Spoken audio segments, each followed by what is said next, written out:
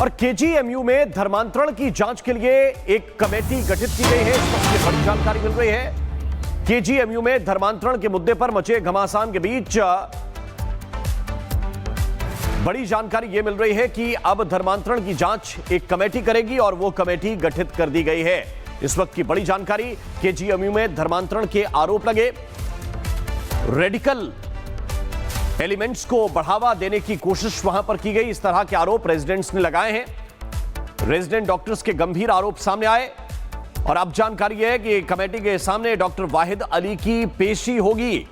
Committee doctor Wahid Ali से इस मामले को लेकर पूछताछ करेगी, इस मामले की जांच की जाएगी। और यह शिकायत वीसी से डॉक्टर्स की तरफ से की गई थी कि यहां पर धर्मांतरण की कोशिश होती है, यहां पर तकरीरें की जाती हैं और रेडिकल बनाने की कोशिश होती है।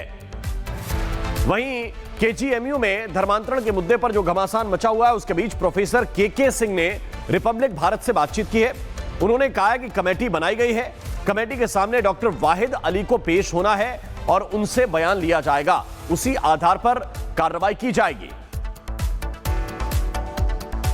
केजीएमयू प्रकरण की जांच के लिए अब एक 5 सदस्यीय कमेटी बना दी गई है और उसमें प्रोफेसर के सिंह साहब भी शामिल हैं। सर, क्या कुछ है अब इस कमेटी में, क्या कोई इसमें बयान दर्ज किए गए हैं और क्या निकलने वाला है इस पर कोई बातचीत? देखिए, आपकी खबर का, क्योंकि आपका एक बहुत प्रतिष्ठित देश का सबसे बड़े चैनलों में एक है, तो उसका संज्ञान वीसी ने स्वतः संज्ञान लिया। हमारे पास न एनएमओ ने कोई कंप्लेंट दी है न किसी ने, लेकिन केवल आपकी जो न्यूज़ आई 25 तारीख को, उसका संज्ञान लेते हुए ये समिति बनाई गई है। उच्च स्तरीय समिति है, 5 वरिष्ठ शिक्षक, प्रॉक्टर वगैरह सब इसमें है। हमारा काम ये है कि जो पैथोलॉजी की घटना थी वो क्या कोई आइसोलेटेड घटना है, एक शिक्षक ने कुछ गलती करी है या इलीगल काम किया है, या कुछ लोग मिलकर रिसर्च कर रहे हैं। ऐसा तो नहीं कि हमारा ध्यान पैथोलॉजी के एक रेजिडेंट पर रह जाए और कुछ और भी लोग हों और हमारी नज़र से निकल जाएं।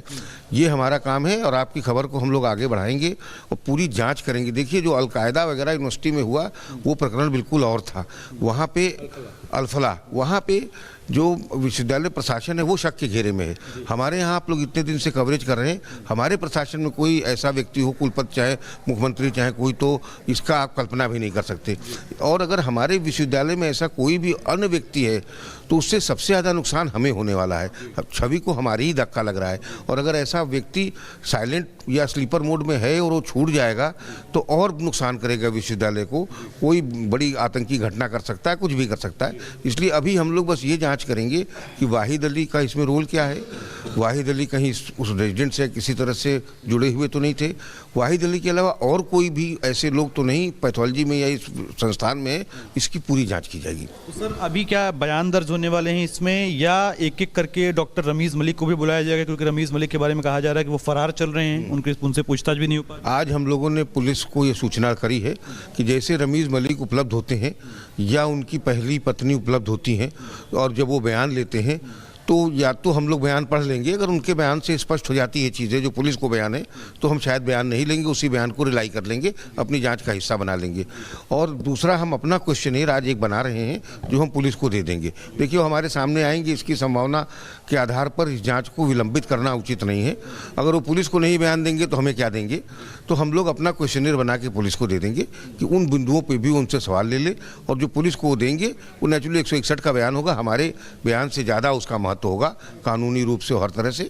और अगर वो दोषी होंगे तो जो कानूनी प्रक्रिया होगी ही, तो उस बयान को हम लोग अपने जांच में अडॉप्ट कर लेंगे। डॉक्टर वाहिद अली को भी क्या यहाँ पर बुलाया जाएगा आज कमेटी में, उनसे बातचीत की जाएगी? उनसे बातचीत भी की जाएगी, उनके विभाग भी जाया जाएगा और सारी चीज़ों का वहाँ पे निरीक्षण किया जाएगा और मतलब इस चीज़ का आकलन किया जाएगा कि क्या वस्तु स्थिति है। क्या एक आखिरी सवाल है सर कि डॉक्टर रमीज मलिक क्या फरार चल रहे हैं? क्या आप लोग का कोई कांटेक्ट हो पाया है उनसे, कोई बातचीत हुई है? देखिए, रमीज मलिक को जब ये प्रकरण प्रकाश में आया तो जब उनको निलंबित किया गया तो उनके निलंबन आदेश में स्पष्ट लिखा था कि आप विश्वविद्यालय परिसर में प्रवेश नहीं करेंगे, लेकिन हेडक्वार्टर नहीं छोड़ेंगे, मतलब लखनऊ नहीं छोड़ेंगे, और जांच में पूरा सहयोग करेंगे। अब वो पिछले 2 दिन से उनका फ़ोन बंद है, घर पे वो है नहीं और पुलिस के सामने भी पेश नहीं हुए हैं। तो आप समझ सकते हैं उनकी स्थिति क्या है। हाँ, हम लोगों की जानकारी में आया कि उनके माता पिता कल पुलिस के सामने उन्होंने बयान दर्ज किया है।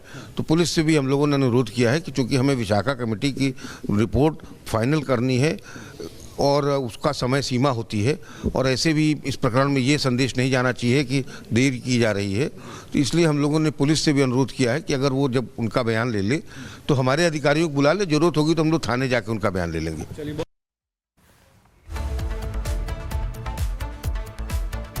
तो रिपब्लिक भारत की बड़ी खबर का बड़ा असर हुआ है। और वहीं राज्य महिला आयोग अध्यक्ष बबीता चौहान ने भी केजीएमयू धर्मांतरण मामले पर रिपब्लिक भारत से बातचीत की। उन्होंने कहा कि वीसी से मुलाकात की है, पूरे मामले को लेकर बात की है, बड़ी कार्रवाई होगी और किसी को छोड़ा नहीं जाएगा। प्रशासन में जब वाइस चांसलर ऑफिस में बात आई तो 1.5 से 2 दिन में सब निपट गया। उसके पहले पैथोलॉजी विभाग में कौन लोग हैं सर, ये इसको जांच की बिंदु। राज्य महिला आयोग के अध्यक्ष बबीता चौहान जी हमारे साथ मौजूद हैं, जो अभी केजीएमयू की वीसी सोनिया नित्यानंद जी से मिलकर आ रही हैं। मैडम, क्या बातचीत हुई और आप लोगों को ने अभी तक क्या चर्चा की इसमें? वीसी मैडम से मेरी बात हुई। उन्होंने कहा कि भाई हम 100% जो भी आपका जांच का तरीका है या जिसमें भी है हम उसमें बिल्कुल साथ हैं। और जैसा आपको पता होगा कि हर एक उसमें विशाखा कमेटी होती है जो जांच के लिए बिठाई जाती है, और बहुत ही विश्वसनीय विशाखा कमेटी होती है क्योंकि बहुत सारे लोग उसमें होते हैं। तो विशाखा कमेटी को भी उन्होंने इसको सौंपा हुआ है, तो उसमें 2 बार जाँच हो भी चुकी है। और दूसरा एक ये है कि उसने लड़की ने पुलिस में भी FIR कराई हुई है, पुलिस भी इसके इन्वेस्टिगेशन में लगी हुई है। तीसरा ये है कि हमारा आयोग है, तो आयोग के पास भी कुछ ऐसे खुफिया तंत्र हैं कि जहाँ से हम भी खोज के लाने की उसकी कोशिश कर रहे हैं, पर जैसे ही मिलेगा हम आपको बताएंगे। और इसमें बिल्कुल दूध का दूध पानी होगा। ये 100% है कि जो दोषी है वो बिल्कुल नहीं बच पाएगा। अगर उसके साथ कुछ और भी हैं, क्योंकि आप जानते हैं कि सरकार के हाथ बहुत बड़े भी हैं और बहुत मजबूत भी हैं, तो निश्चित रूप से कि कोई नहीं बच पाएगा अगर ऐसा कुछ होगा। बताइए कि जो आरोपी रमीज मलिक है वो अभी तक फरार चल रहा है, उसकी गिरफ्तारी नहीं हुई। आप क्या मांग करेंगे, क्या कहेंगे आप पुलिस? मैं तो बिल्कुल यही कहूँगी, क्योंकि गिरफ्तार करना तो पुलिस का काम है, कि पुलिस ने अभी तक गिरफ्तार नहीं किया तो क्यों नहीं हो पाया। निश्चित रूप से कुछ ना कुछ ऐसा होगा, या तो वो उसके कोई ऐसे आका होंगे या जिनके पास वो छुपा बैठा होगा। तो मेरा मानना है कि अगर देर हो रही है तो शायद कुछ अच्छाई के लिए भी हो रही हो, कि उसको पकड़े और वहाँ से वो उस तरह के कुछ गैंग निकल के आए कि जिनके वो संपर्क में था या जिनकी वजह से ऐसी हरकतें कर रहा है। तो लेकिन ऐसा है कि पुलिस भी, क्योंकि ये कोई छोटा मामला नहीं है, बहुत बड़ा मामला है और सभी में फैला हुआ, तो मुझे लगता है कि पुलिस की भी इसमें कार्रवाई चल रही होगी। पीड़िता के बारे में अगर बात करें मैम, तो क्या आपकी कोई बातचीत उससे हुई है? क्योंकि शिकायत उसने आपके यहाँ दर्ज करवाई है, और उस शिकायत के आधार पर क्या कोई कार्रवाई अभी तक हुई है? शिकायत की है उसने, अभी हमारी उससे मुलाकात नहीं हुई है, लेकिन हमने उससे कोशिश की कि मुलाकात करने की, बट उसने फ़ोन वोन नहीं उठाए। अगर वो हमसे मिलना चाहेगी तो हम पूरी मदद करेंगे उसकी। शिकायत पर क्या अभी कोई एक्शन हुआ है आप लोगों के यहाँ, जो शिकायत की गई राज्य महिला आयोग? शिकायत पर तो ये एक्शन ही बहुत बड़ा है कि FIR हो गई, और FIR होने के बाद पुलिस उसके पीछे लगी हुई है उसको ढूंढने के लिए। महिला आयोग साथ है पीड़िता के? बिल्कुल 100% साथ है, और वो अगर हमसे संपर्क में आएगी तो हम जो भी होगा, जिस तरह से भी होगी, हम पूरी मदद करेंगे।